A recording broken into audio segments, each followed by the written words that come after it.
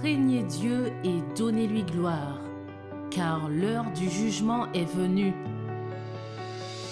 L'heure est venue d'adorer celui qui a fait le ciel, la terre et la mer et les sources d'eau. La Bible nous recommande de garder ses commandements et de suivre l'agneau partout où il va. Ainsi, le petit troupeau est un ministère qui souhaite, à travers l'étude de la parole de Dieu, faire connaître la lumière du monde, Jésus-Christ le juste.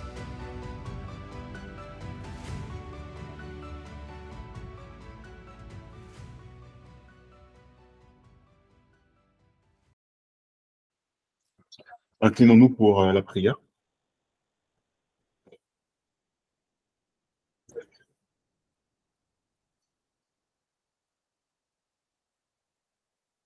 Notre Père Céleste, tu vois l'espérance que nous avons d'être justement trouvés prêts à ta venue. Et nous sommes heureux, Seigneur, parce que tu nous donnes aussi un message d'espérance et tu assures à tous tes enfants, ceux qui te suivent, ceux qui, notamment, peuvent aussi mourir dans la vérité présente, et notamment dans le message des trois anges, que tous ceux qui ont donné de leur vie et leur sang pour toi, Seigneur Jésus, tu nous assures que nous ressusciterons. Tu nous assures que nous serons élevés dans le ciel avec toi, pour vivre au ciel avec toi. Et cela sera une récompense, mais ce sera aussi la plus grande des bénédictions que de pouvoir vivre à tes côtés. Que nous puissions prendre pleinement la mesure de cette promesse aujourd'hui et qu'il ne soit pas trop tard pour que nous ne fassions pas partie justement de cette deuxième résurrection où seuls les méchants se lèveront à ce moment. Eh bien que ta parole nous inspire et Seigneur, que toi-même tu puisses parler en ce matin. Nous allons justement aborder quelle était la vue des pionniers concernant cette résurrection spéciale que tu as promis à certaines personnes et individus. Et nous voulons justement nous appuyer sur cette promesse. Quelles sont les personnes qui participeront? Et nous voulons justement faire partie de cette part de juste qui peut-être vivront jusqu'à ta venue, mais qui peut-être nous éteindront et qui, si Dieu veut, ressusciteront bien avant bien avant que tu ne reviennes. Nous allons le voir dans quelques instants, mais Seigneur, que tu puisses guider l'ensemble des échanges et des paroles que nous allons avoir et qu'ils puissent trouver une place précise dans nos cœurs, comme une graine plantée et qui portera du fruit. Au nom de Jésus, nous te prions et pour ta gloire. Amen. Amen. Donc, je vais faire suite justement au message qui avait été donné il y a 2 sabbats de cela, qui concernait la résurrection partielle ou résurrection spéciale. En réalité, la résurrection partielle ou spéciale est la même chose. C'est juste que nous avons tendance aujourd'hui à parler de résurrection partielle dans nos communautés, en tout cas pour les personnes qui connaissent ce sujet. C'est une expression qui est plus moderne, la résurrection partielle, tandis que nos pionniers parlaient, eux, plus de résurrection spéciale. Et aujourd'hui, c'est justement des pionniers dont nous allons parler. Quelles étaient leurs vues par rapport à ce sujet?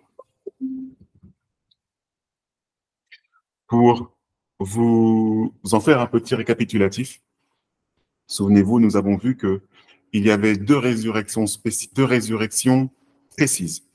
Il y avait cette première résurrection qui faisait que seuls les justes ressuscités, accompagnés des 144 000 encore vivants à ce moment-là, montent au ciel avec Christ et passent un temps qui dure 1000 ans et qui est le millénium.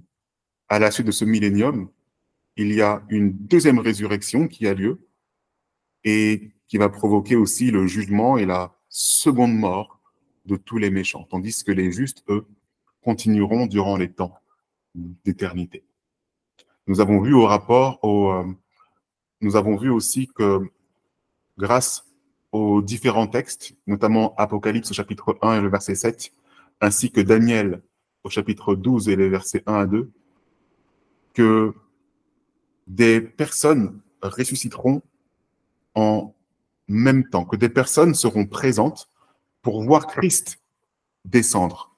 Et parmi ces personnes, il y avait une part de justes, mais il y avait aussi une part de méchants. C'est ce qui avait été dit à Caïphe, qu'il aurait l'occasion de voir Jésus descendre sur les nuées du ciel et à la droite du Père. Ce qui implique que ce Caïphe sera présent et sera ressuscité au moment où Christ redescendra. C'est aussi ce que nous confirme Daniel 12 et le verset 1 à 2, où nous voyons que plusieurs de ceux qui dorment dans la poussière de la terre eh bien, se réveilleront les uns pour la vie éternelle et les autres pour l'opprobre et la honte éternelle. Madame White a mentionné dans Événements des derniers jours, à la page 205 et paragraphe 2, le texte suivant, que les tombeaux s'ouvrent et que plusieurs de ceux qui dorment dans la poussière de la terre se réveillent, les uns pour la vie éternelle et les autres pour l'opprobre et pour la honte éternelle. Elle reprend le texte de Daniel 12 et le verset 2. Et elle précise que ce sont tous ceux qui sont morts dans la foi au message du troisième ange, sortent de leur tombe glorifiée afin d'entendre le pacte de paix que Dieu a conclu avec ceux qui ont gardé sa loi, même ceux qui l'ont percé, même ceux qui l'ont percé. Apocalypse 1 et le verset 7. Ceux qui se sont moqués de lui et ont raillé son agonie, les opposants les plus violents, contempteurs de sa vérité et de son peuple, ressuscitent pour contempler sa gloire et l'honneur dans son couvert, ceux qui se sont montrés loyaux et obéissants envers Dieu. Donc ici, ce texte, dans Événements des derniers jours, page 205 et paragraphe 2, est la suite de ce même texte, paragraphe 1. Et en fait, le paragraphe 1 et le paragraphe 2 des Événements des derniers jours portent le titre « La septième plaie et la résurrection spéciale ». Et cela nous avait permis de situer justement cette résurrection spéciale au moment de la septième plaie, où les justes qui sont morts dans le message du troisième ange, ainsi que les méchants qui ont percé Christ, ressuscitent pour le voir venir. Mais ici, ce ne sont que les mots de Madame White. Bien qu'ils soient importants, vous remarquerez qu'elle ne fait que lister les événements tels qu'ils sont écrits dans la Bible, sans aller plus loin. Mais nous allons voir avec d'autres pionniers comment est-ce qu'ils l'entendaient. Et notamment, nous allons voir aussi avec le pionnier Uriah Smith, qui lui, en fait, va fournir quelque chose de nouveau. Il va fournir quelque chose de nouveau que Madame White n'avait pas fait. Il va, à l'aide d'une vision biblique solide des textes en question que nous avons vus, il va montrer comment cet événement spécial s'appuie justement sur ces différents textes. Et dans son explication de Daniel 12 au verset 2, Uriah Smith va Uriah Smith demande clairement si ces différents textes font référence à une résurrection générale, c'est-à-dire la première résurrection, ou la seconde, ou s'il doit y avoir une intervention spéciale, c'est-à-dire entre la réception du royaume de Christ, c'est-à-dire que désormais Christ est sorti du temple et que désormais il s'accapare de son royaume. Donc s'il doit y avoir une intervention spéciale entre la réception de son royaume et la résurrection générale, c'est-à-dire la première résurrection. Je vais vous dire la chose un peu différemment. Pour être plus précis, la question est de savoir, s'il y a un événement spécial entre Michael se lève et son arrivée en gloire au moment où il descend sur les nuées du ciel. Donc, on m'avait posé la question il n'y a pas longtemps, est-ce que j'allais prendre les textes de Uriah Smith dans Daniel et Apocalypse, qui décrit Daniel 12 et le verset 2, j'avais répondu que non, mais finalement, je vais les prendre. Et donc, prenons le texte d'Uriah Smith, donc, qui se trouve dans le livre de Daniel et Apocalypse, c'est son ouvrage, dans le chapitre de Daniel 12 et le verset 2. Pourquoi ce ne peut pas être la première, notamment la première résurrection, c'est-à-dire celle qui se produira quand on entendra la dernière trompette? Parce que ce sont seulement les justes, à l'exclusion de tous les impies, qui auront part à cette résurrection, autrement dit la première résurrection. Ceux qui dorment en Jésus sortiront alors, mais le reste des morts ne revivront pas avant 1000 ans, nous rappelle Apocalypse 20 et le verset 5. La résurrection générale de toute l'espèce est donc divisée en deux grands événements, et il le reprend. Lorsque Christ vient, seuls les justes ressuscitent, c'est la première résurrection, et les impies ressuscitent 1000 ans après, c'est la seconde résurrection. La résurrection générale n'est pas une résurrection des justes et des impies en même temps.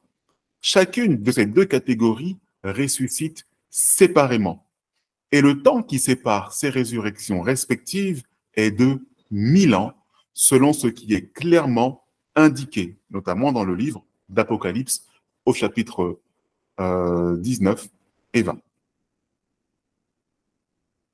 Mais il poursuit. Mais à la résurrection qui nous est présentée dans le verset que nous considérons, c'est-à-dire Daniel 12 et le verset 2, beaucoup de justes et des impies ressuscitent ensemble. Il ne peut donc pas s'agir de la première résurrection qui inclut uniquement les justes, ni de la seconde résurrection qui se limite qu'aux impies. Et si le texte disait « Beaucoup de ceux qui dorment dans la poussière de la terre se réveilleront pour la vie éternelle », alors le mot « beaucoup » pourrait s'interpréter comme incluant tous les justes. Et cette résurrection serait celle des justes lorsque Jésus vient pour la seconde fois.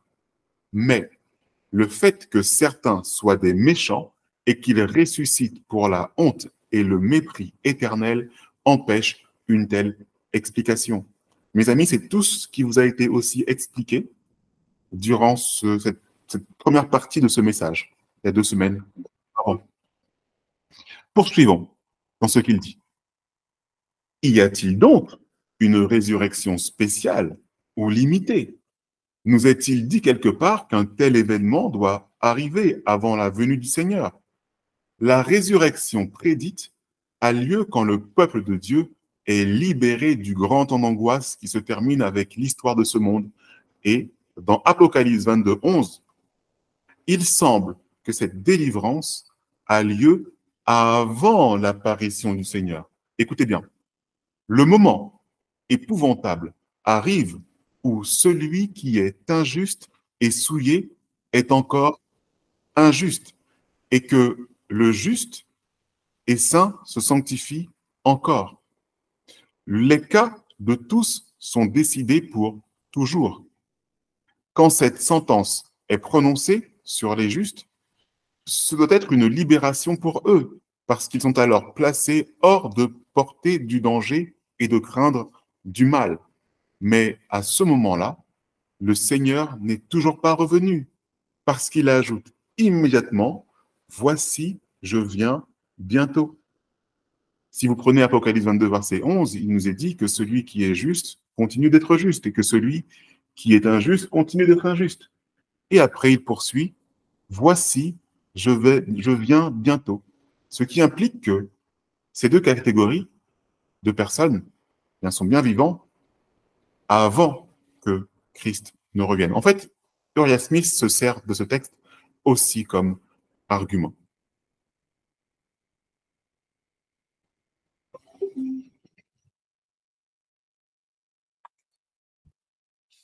Mais nous voyons ainsi qu'il y a un moment et la place pour la résurrection de Daniel 12 est le verset 2. Un verset du livre d'Apocalypse indique clairement qu'une résurrection de cette sorte doit se produire. Voici, il vient avec les nuées. Il s'agit bien du second avènement, c'est-à-dire du second retour de Christ. Et tout œil le verra, les nations qui vivent alors sur la terre notamment. Et ceux qui l'ont percé, nous rappelle ce texte, c'est-à-dire ceux qui ont pris une part active dans la besogne terrible de sa crucifixion. Et toutes les tribus de la terre se lamenteront à cause de lui. Et Uriah Smith fait référence au texte d'Apocalypse 1 et le verset 7. Si une exception n'était pas faite pour leur cas, ceux qui crucifièrent le Seigneur devraient rester dans leur tombe jusqu'à la fin des 1000 ans et ressusciter conjointement aux impies. Je pense que c'est clair. Mais ici, on nous dit qu'ils contempleront le Seigneur quand il viendra pour la seconde fois. Il doit donc y avoir une résurrection spéciale dans ce but. C'est exactement ce qui vous a été dit 2 semaines auparavant. Et Uriah Smith le reprend.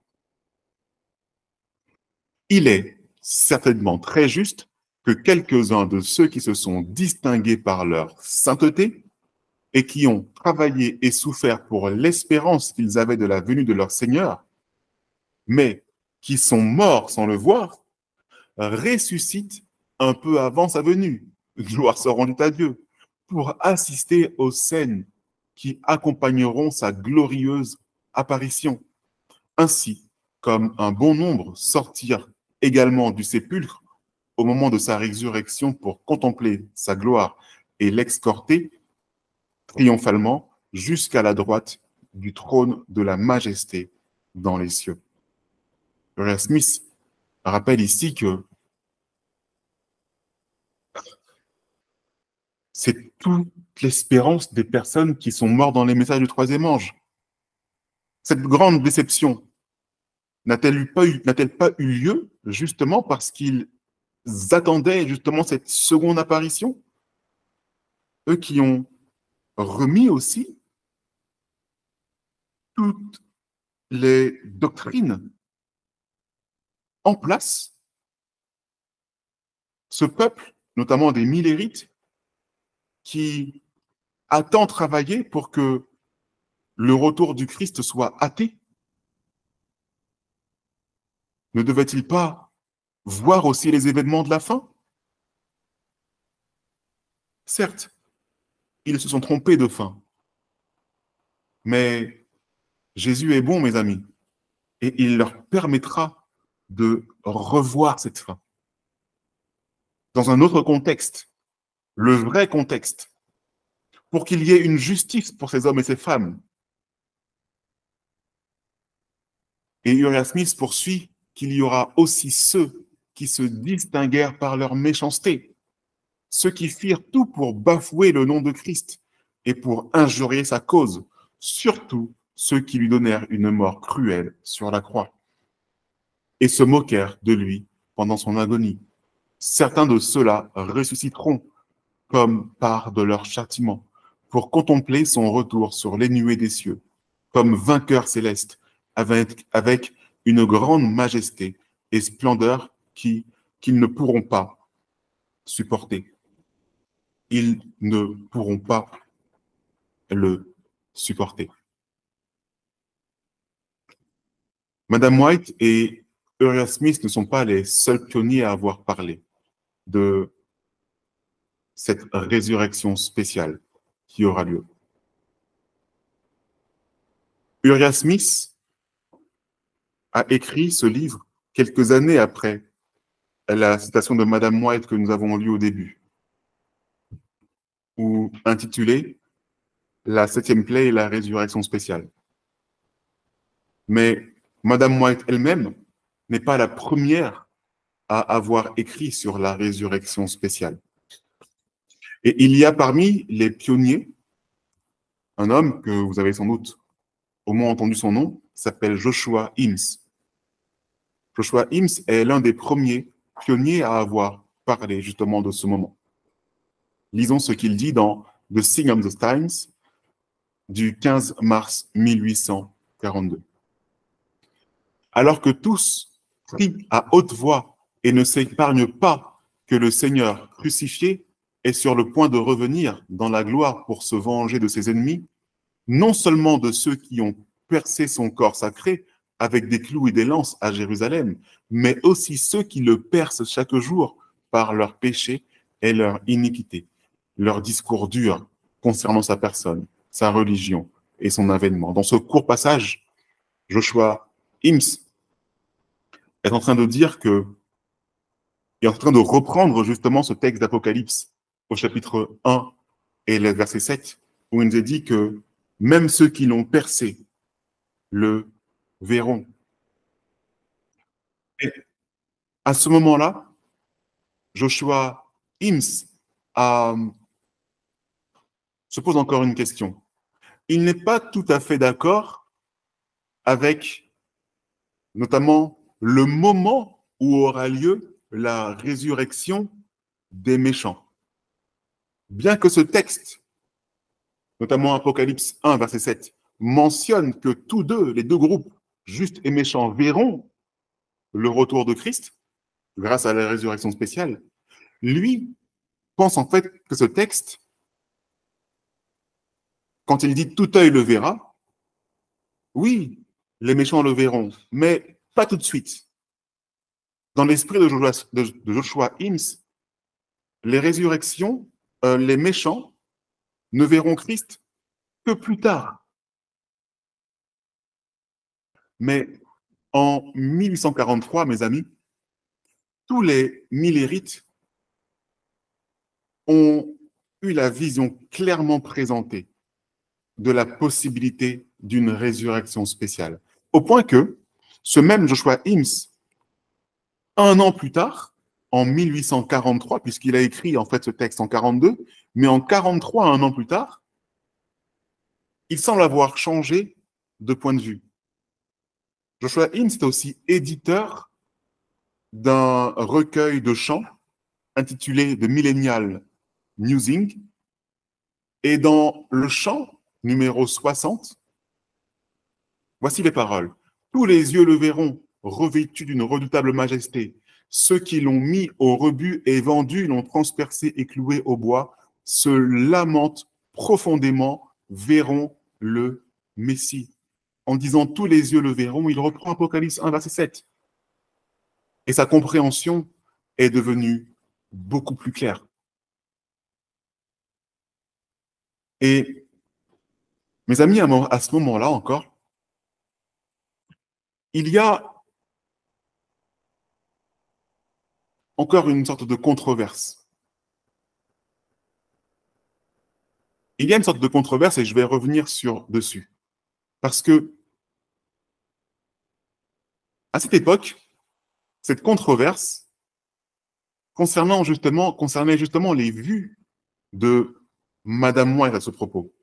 Madame White n'a pas encore écrit, mais elle a révélé ce qu'elle a vu. Et concernant les visions de Madame White, beaucoup vont dire mais que ces visions sont contradictoires, et notamment contradictoires en ce qui concerne les 144 000. Et voici le texte qui va poser problème. Voici le texte qui pose problème. Alors, je ne l'ai malheureusement pas inclus, je vous demande un petit instant.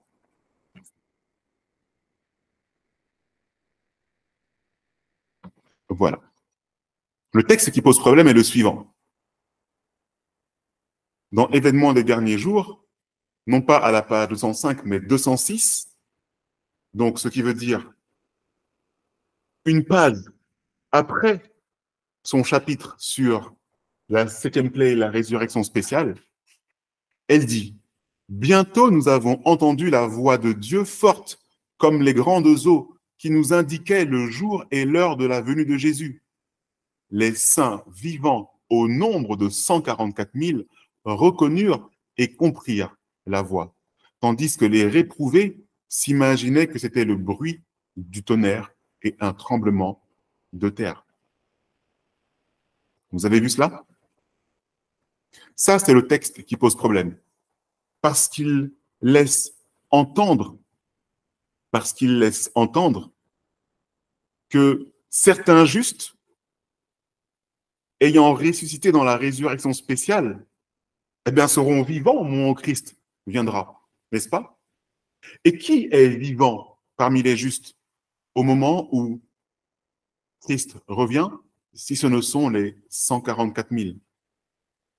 Et dans la tête de beaucoup, on objecte à nouveau que cela fait trop de résurrections. Et Uriah Smith va y répondre. On objecte à nouveau que cela fait trop de résurrections. Nous laissons à l'objecteur le soin de régler cette question avec la Bible, car le prophète Daniel parle de cette même résurrection. Donc on comprend avec cette introduction qu'Uriah Smith ne rejoint pas le camp de la controverse, mais qu'il revient sur les explications de Daniel 12 et le verset 1 et 2, et qu'il va revenir aussi sur la compréhension de Madame White. Ainsi, il va reciter le texte de Daniel 12 et le verset 1 à 2. En ce temps-là se lèvera Michael. En ce temps-là, ton peuple sera délivré. Ceux qui dorment dans la poussière se réveilleront, les uns pour la vie éternelle et les autres pour la honte et le mépris. Ça, nous l'avons compris. Et il poursuit dans ce même livre. Il s'agit ici d'une résurrection qui a lieu après que le grand et dernier temps de détresse pour ce monde a commencé.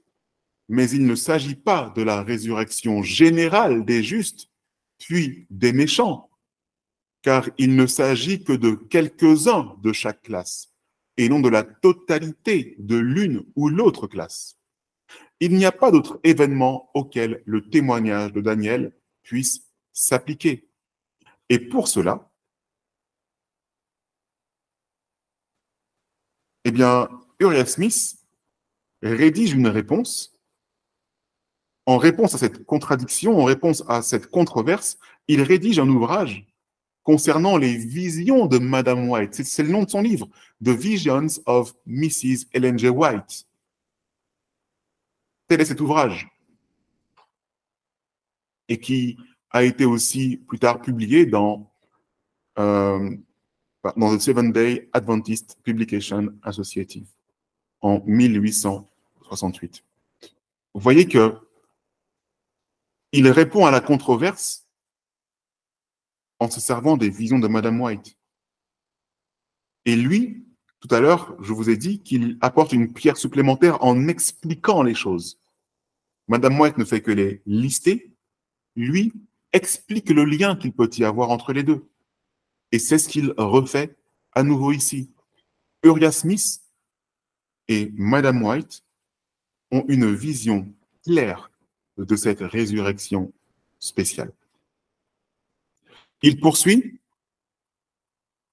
l'œuvre de scellement d'Apocalypse au chapitre 7 a pour résultat de sceller le nombre spécifié ici. Mais comme il est identique au message du troisième ange, ce travail de scellement est déjà en cours depuis de nombreuses années déjà. Et certains dont toute l'expérience religieuse a été liée à cette œuvre se sont endormis depuis que le message a commencé. La question est la suivante: seront-ils comptés parmi les 144 000? Si c'est le cas, peut-on dire qu'ils seront rachetés d'entre les hommes ou qu'ils seront translatés?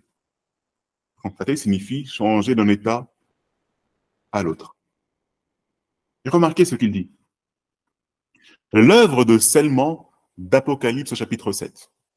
Apocalypse au chapitre 7 nous parle de deux groupes d'individus. Il nous parle déjà des 144 000 sur une large partie d'Apocalypse 7, et à la fin d'Apocalypse 7, on nous parle aussi de la grande foule. Mais remarquez ici qu'il parle de sceller le nombre spécifié. Spécifié où ça? Dans Apocalypse 7.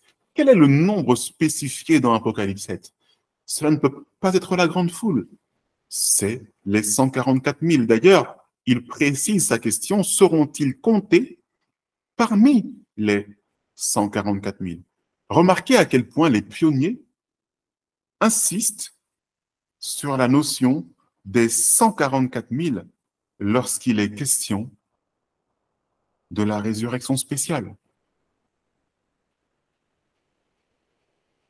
Est-ce que les justes, cette petite partie des justes qui ressuscitera lors de la résurrection spéciale, feront partie des 144 000? Voici la réponse d'Uriah Smith. Il conclut, donc ici c'est un ouvrage qui nous parle d'Uriah Smith, mais Smith conclut que ceux qui sont ressuscités au cours de cette résurrection spéciale sont certains des plus méchants et certains des plus bons, et qu'ils comprennent tous ceux qui sont morts dans le message du troisième ange. Ah, intéressant. Madame White n'a-t-elle pas dit, plutôt, dans notre présentation, que ceux qui sont morts dans le message du troisième ange, certains d'entre eux ressuscitent également dans cette résurrection spéciale. Et ne voilà-t-il pas que Uriah Smith redit exactement la même chose? Exactement la même chose. Et ceux qui sont morts dans le message du troisième ange, mes amis, et qui ressusciteront lors de cette résurrection spéciale, feront partie des 144 000. Alors, la question que je vais vous poser dès maintenant, et mes amis, c'est une question critique, mais certains d'entre vous se posent encore la question, oui, mais 144 000, chiffre littéral ou figuré? Chiffre réel ou symbolique? Mes amis, si ce chiffre venait à être un chiffre littéral, c'est-à-dire un chiffre réel, sachez que des places sont déjà prises par nos pionniers et qu'il ne reste donc que quelques places à nous qui sommes contemporains. Je ne répondrai pas à la question aujourd'hui si chiffre littéral ou figuré, mais posons-nous la question. Si littéral, si réel, des places ont déjà été prises. Madame White le dit et Uriah Smith le dit. En 1976, non, excusez-moi, en 1916, c'est l'année où la Bible Handbook a été publiée pour la première fois. Et un homme nommé John Norton Loughborough a publié un livre sur la résurrection spéciale et limitée. Et ce livre, c'est Question of the Sealing Message. Donc, encore une fois, tout comme Uriah Smith, c'est un livre qui est sous forme de questions-réponses. Et ce livre se posait la question suivante. Les personnes mortes dans la foi depuis 1848, date à laquelle ce message a été reçu, seront-ils comptés parmi les 144 000? Vous voyez que cette question revient souvent. Et là, on n'est pas dans les années où Uriah Smith a écrit. Hein. On est en 1916, mes amis. Plus de 50 ans après. Près de 50 ans après.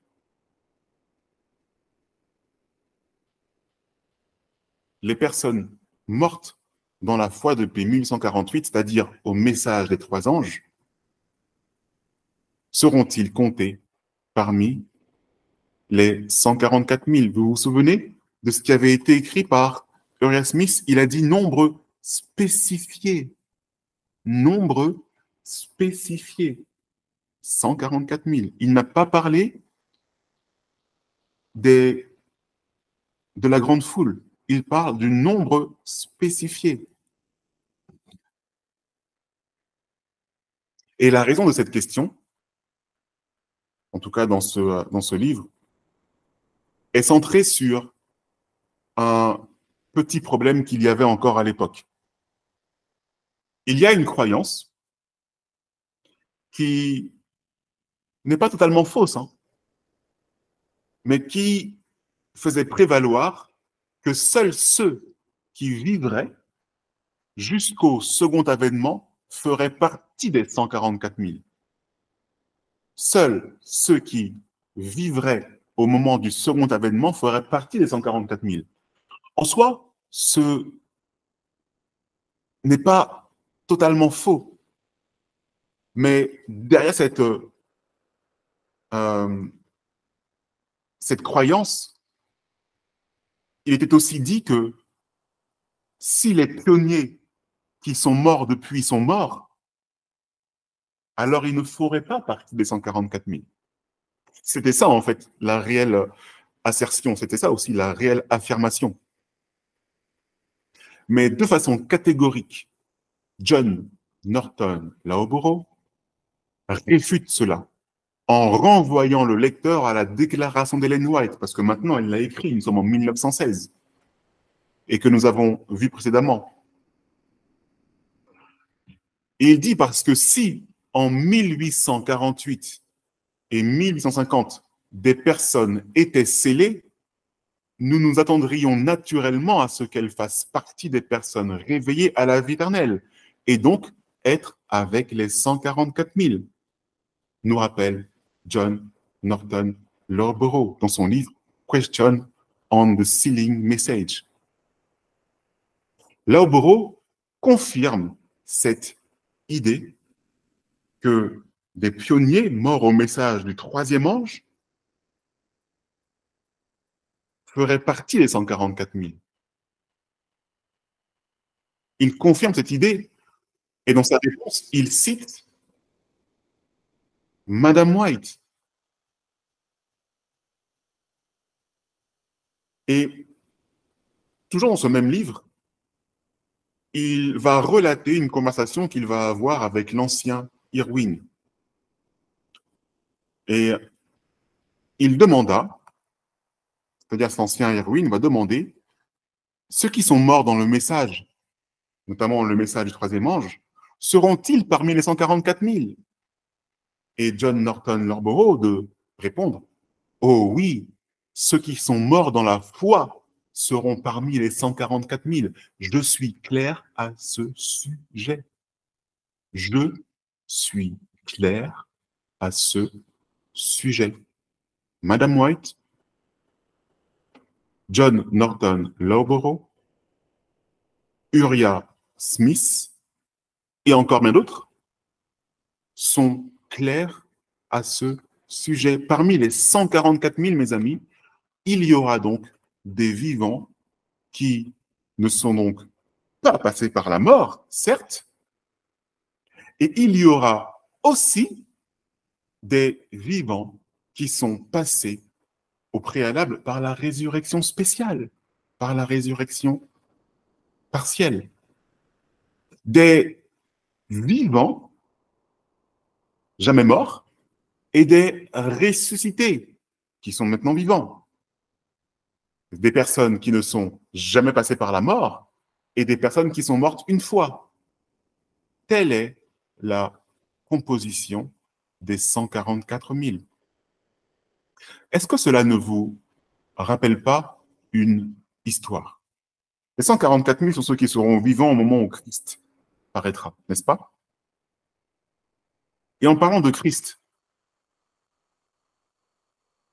n'a-t-il pas rencontré un mort et un vivant à un moment donné? Est-ce que ça ne vous rappelle pas une histoire? Au moment de sa transfiguration, où Élie et Moïse lui ont apparu?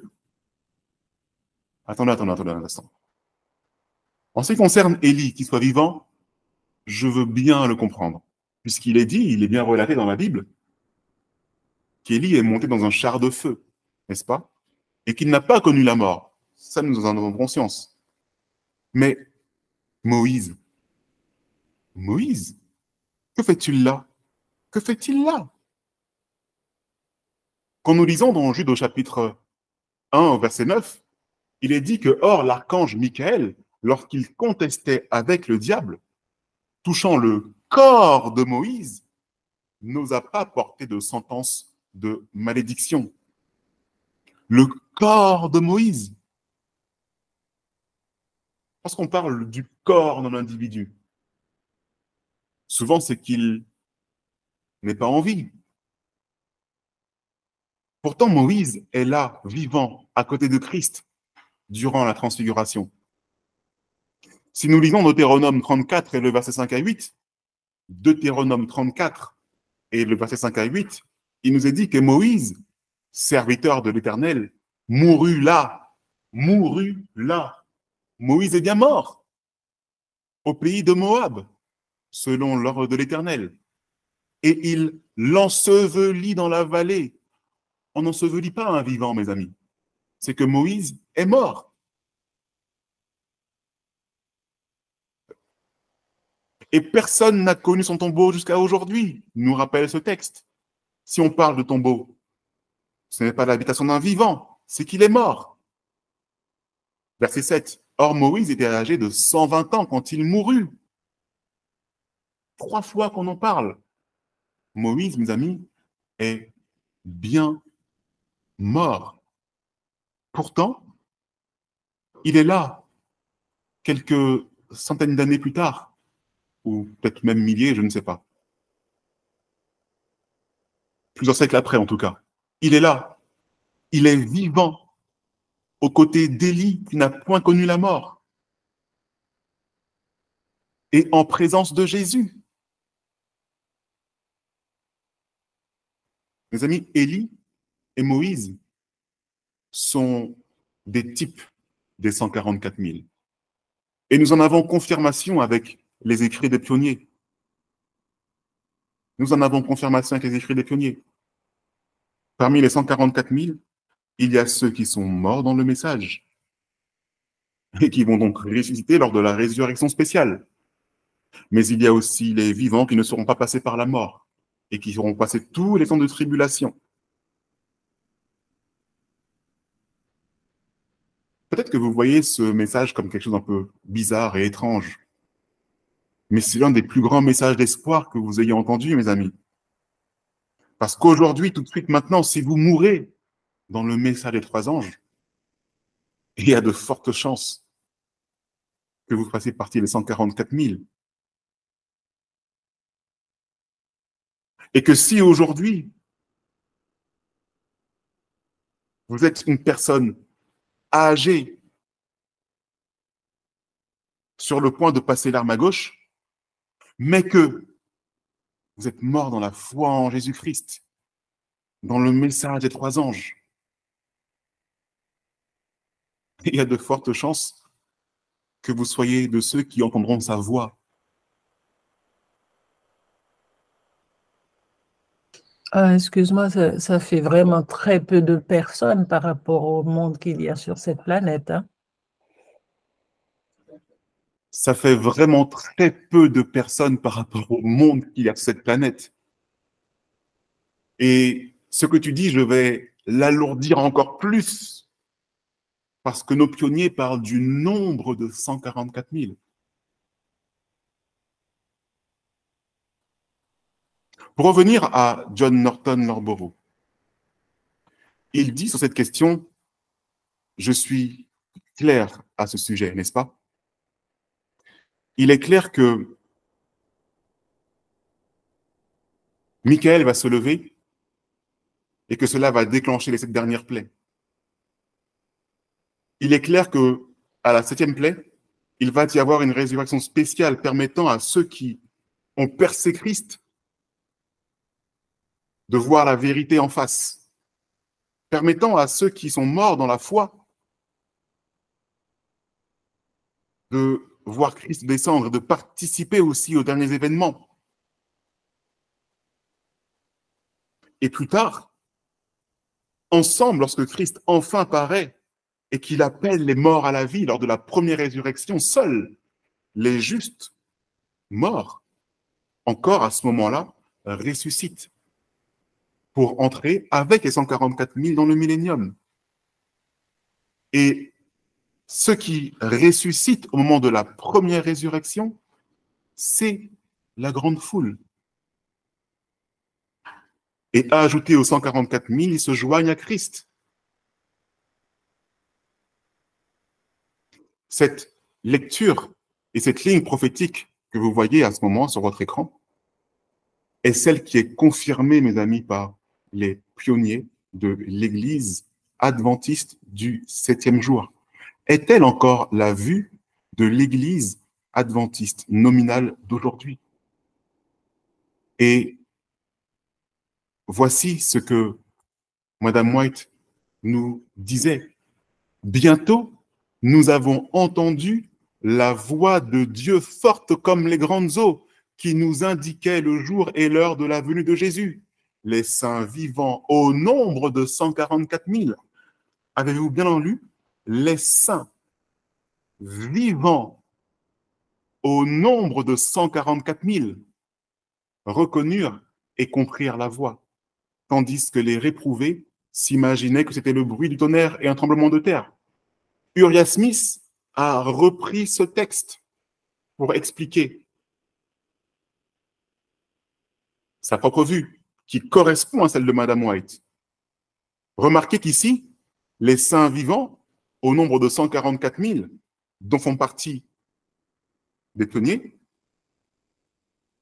ont entendu le jour et l'heure de la venue de Christ, ce qui veut dire que Christ n'est pas encore revenu à ce moment-là. Et petite parenthèse, à l'Église nominale, qui assoit le fait que le jour du Seigneur viendra comme un voleur et que nul ne connaîtra ni le jour ni l'heure. Permettez-moi de reprendre ce texte de Premiers Écrits qui nous dit qu'à un moment donné, les saints vivants entendront l'indication du jour et de l'heure de la venue de Christ.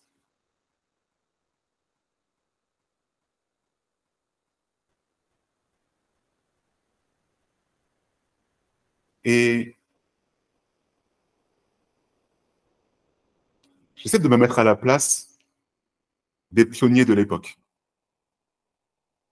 Ils avaient déterminé le jour et l'heure, n'est-ce pas? Octobre 44. Et ils s'attendaient à voir Christ revenir, n'est-ce pas? Remarquez à quel point Dieu est bon pour eux. Remarquez à quel point Dieu est bon pour eux. Vous avez fait un grand travail. Bon, il y a une petite erreur. Mais permettez-moi de corriger cette erreur et vous en serez témoin. Vous en serez témoin. Et ces personnes-là, qui ressusciteront, feront partie des saints vivants, parce qu'il n'y aura pas d'autres saints vivants. Les saints vivants sont au nombre de 144 000. Uriah Smith mentionne le nombre spécifié. Le nombre spécifié. Si les 144 000 étaient un nombre symbolique, on aurait parlé de la grande foule, puisque le nombre est impossible à compter. Mais on ne parle pas de la grande foule. On parle du nombre spécifié. Les saints vivants au nombre de 144 000. Alors oui, je reprends ton expression, ça ne fera pas beaucoup. Hein. Surtout si les places sont déjà prises.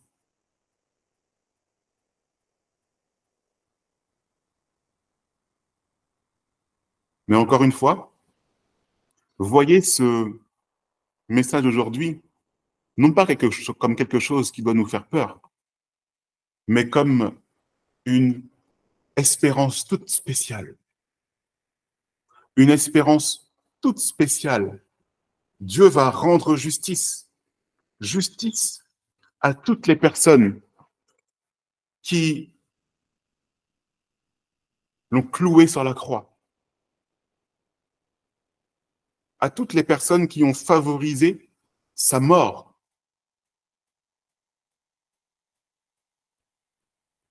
Mais Dieu va surtout rendre justice surtout parce que vous avez remarqué que nos pionniers insistent plus sur les saints vivants, il insiste plus sur ceux qui sont morts dans la foi. Mais Dieu accorde une justice toute particulière aux personnes mortes dans le message des trois anges. Et que nous soyons morts dans le message des trois anges, ou vivants dans le message des trois anges, au moment où Christ paraîtra, eh bien, tous ensemble, mes amis, comme d'un seul témoin, nous serons témoins des événements de la fin. C'est ce que Dieu souhaite que nous voyions.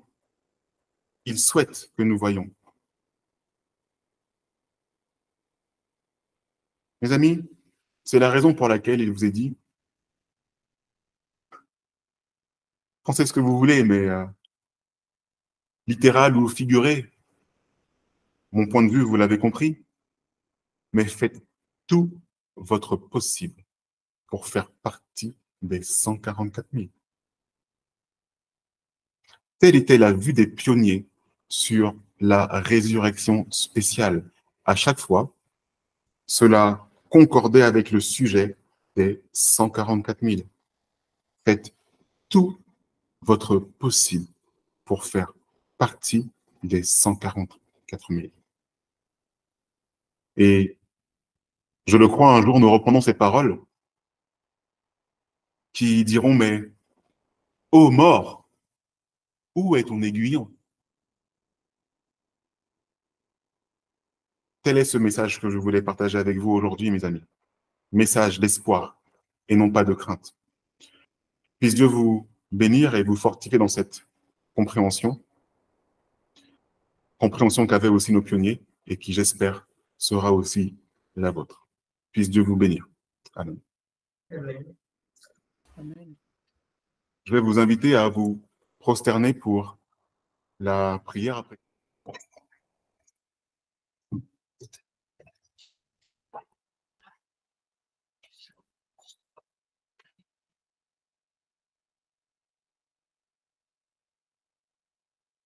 Notre tendre Père Céleste, nous reconnaissons à quel point tu es justice.